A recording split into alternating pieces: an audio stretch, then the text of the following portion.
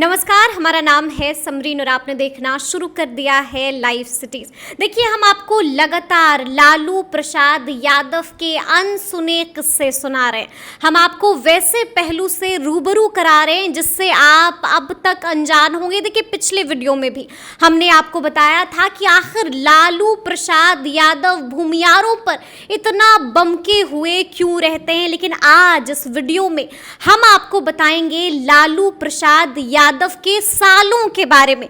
यानी कि आज इस वीडियो में जिक्र होगा साधु यादव और सुभाष यादव का। तो चलिए फिर शुरू करते हैं और इस कहानी को एक बार फिर सुनाने के लिए हमारे साथ मौजूद है यहाँ पर डॉक्टर अजय कुमार जी।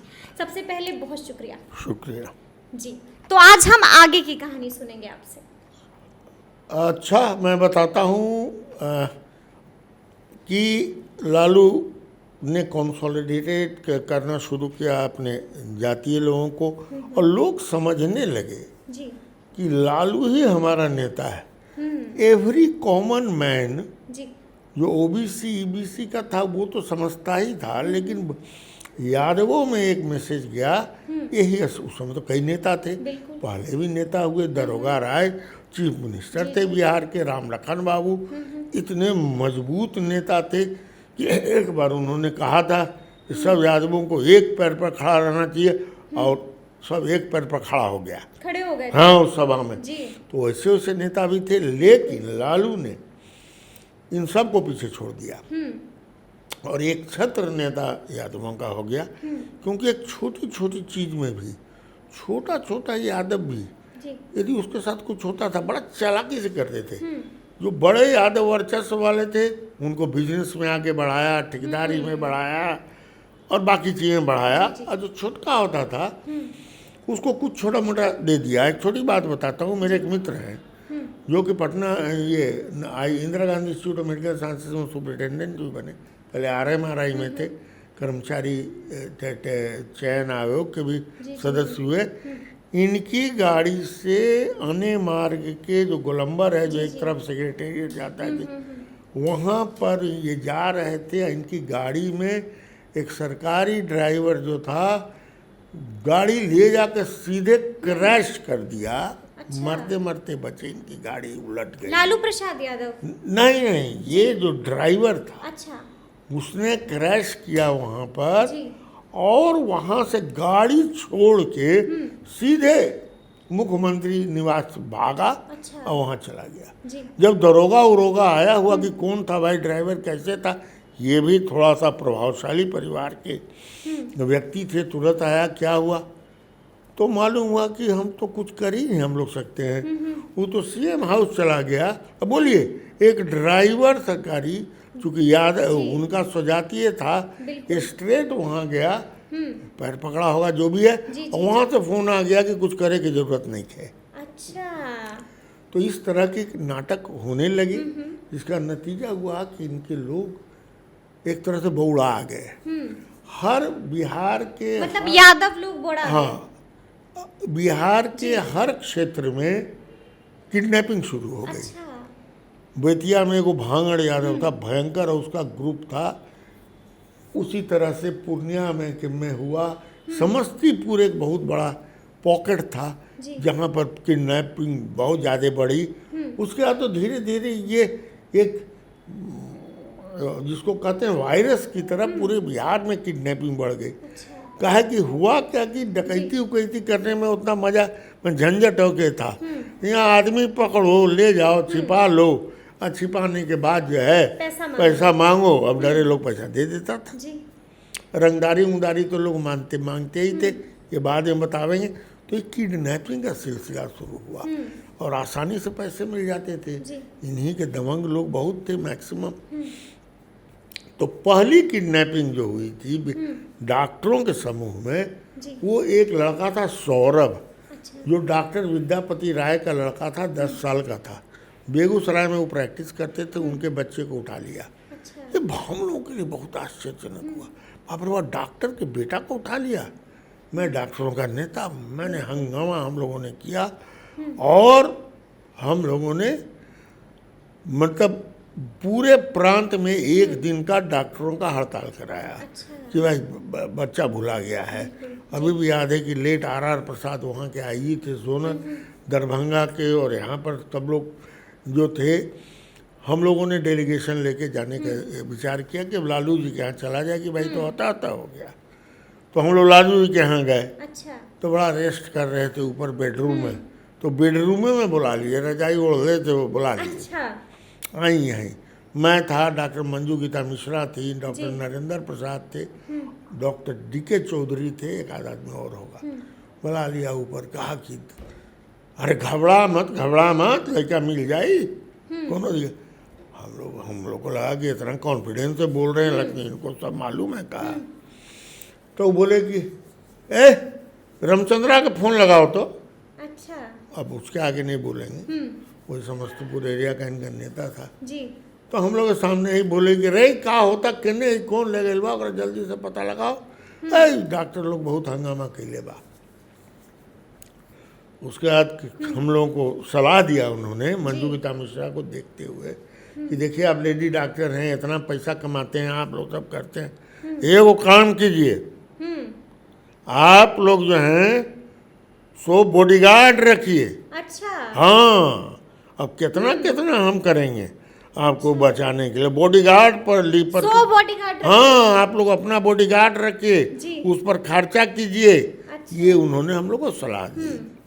बाद में तो पटना हाई कोर्ट ने जब काफ़ी ज़्यादा परेशानी हो गई तो संज्ञान लेकर के उन्होंने एक ऑर्डर पास किया था कि सभी डॉक्टरों को जो भी लाइसेंस रिवॉल्वर के लाइसेंस के लिए अप्लाई करते हैं उनको DM अविलंब जो है सो रिवॉल्वर का लाइसेंस दे। अब आप समझ सकते हैं कि कितना आतंक फैल गया था।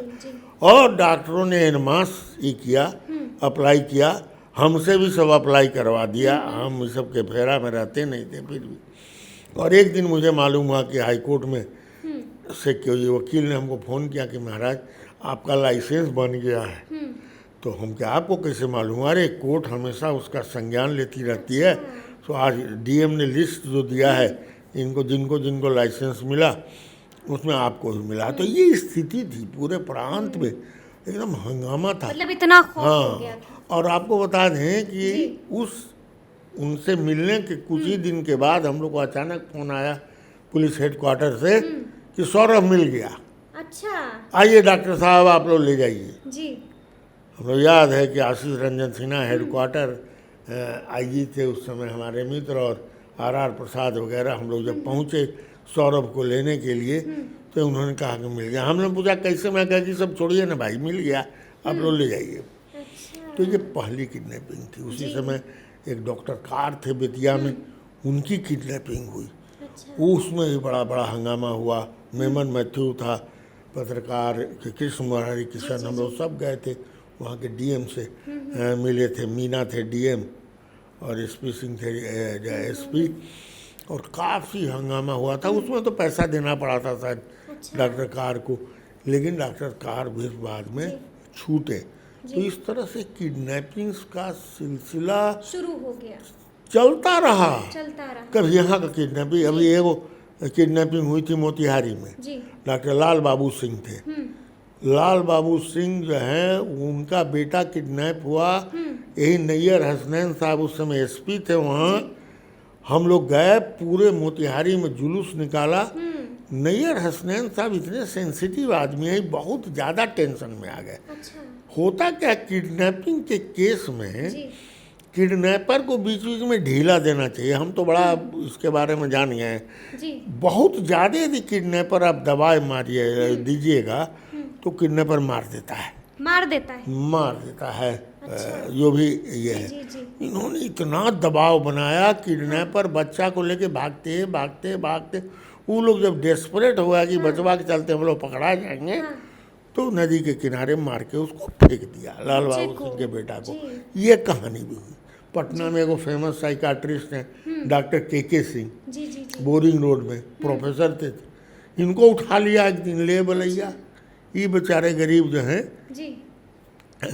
इनको ले जाकर संदूक में बंद किए हुए था सब, ज़्यादा दूर में नहीं, राजीव नगर में इसको रखे हुए था। तो कैसे कैसे करके ये भी छूटे। Late doctor Ramcharitra Ram, RC Ram, famous orthopaedic surgeon, मत पूछिए उनका मैंने कितना बड़ा ये था, उनको किडनैप करके ले भागा, वो कैसे हूँ जो है सो छूटे। और ये कहानी अलग हुई। डॉक्टर ये है क्या हम लोग के इसमें है ये बगल में डॉक्टर भरत सिंह, अच्छा, अरे बाप, इसकी किडनैपिंग हुई, उसमें बड़ा हंगामा हुआ और छूटता था सब, लेकिन पैसा वैसा सब देना पड़ता था या नहीं देना पड़ता था, अब पुलिस के दबाव जो भी है लोग छूटते गए।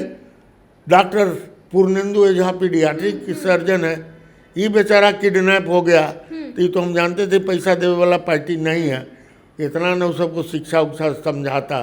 तो उसमें सुनील कुमार जो अभी आपके आबकारी के मंत्री हैं उस समय, पटना के सीनियर एसपी थे, और वो ले गया था बरबीघा तरफ, उधर इसको पकड़ के रखा था, तो वहाँ से भी छूट के आए। उस समय एक बड़ी इंटरेस्टिंग कहानी हुई, यही कहा के मैं बताऊँगा, बंद करूँगा कि मैं फिर वही नेतागिरी करने के चक्कर में मैं सुनील कुमार के ऑफिस में चला गया।